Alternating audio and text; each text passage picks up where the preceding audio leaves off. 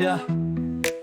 May nag-post ng self-video sa Facebook. Nagpapatulong kasi may katok ng katok sa bahay niya. Kahit malalim na ang gabi, ngunit content lang naman ata. Maraming nagsabi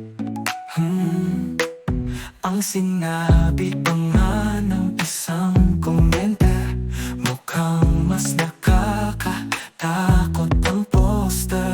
Madilim kasi ang kanyang kwarto at mukha.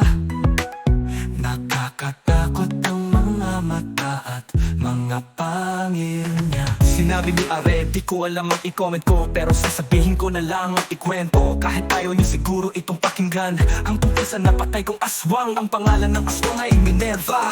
Malakas at wala ang makapatay sa kanya, bukod kasi siya ay isang nakakatakot na aswang. Siya rin ay isang matinding mangkuko. Kaya kapag sinabihan kang magkakasakit ka, ay naku, agad na magkakasakit ka talaga. At kapag sinabi niyang mamatay ka, ay naku, mamamatay ka agad talaga. Minsan ako'y nagpo-post up sa likod ng aming bahay.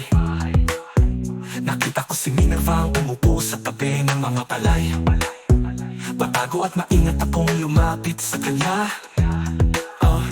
Ay naku po, nakita kong tumatae pala. Nang siya ay natapos at makaalis na, pinulot ko sa lupa ang isang sanga. At sa pamamagitan nito ay aking kinuha ang isang bahagi ng mabahong tae niya. Kumuslit ako na pumunta sa bahay ni Minerva. Maingat na ipinahilan pa sa doorknob niya. Ako'y nitago, hinintay siyang buong tiyaga hanggang sa siya ay umuwi, umaga na. Kaya nga pag sinabihan kang magkakasakit ka, ay naku, agad na magkakasakit ka talaga.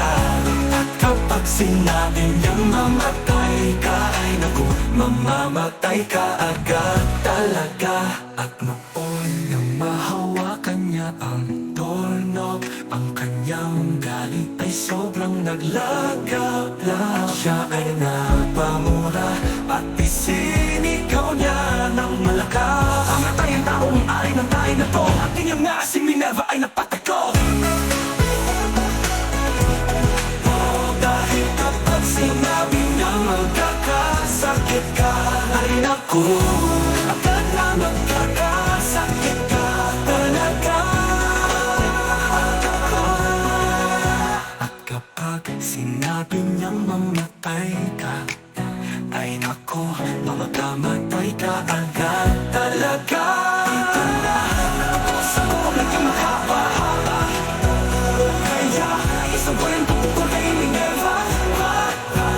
Natawa rin ako sa kanyang uling sabi, and follow me, follow me.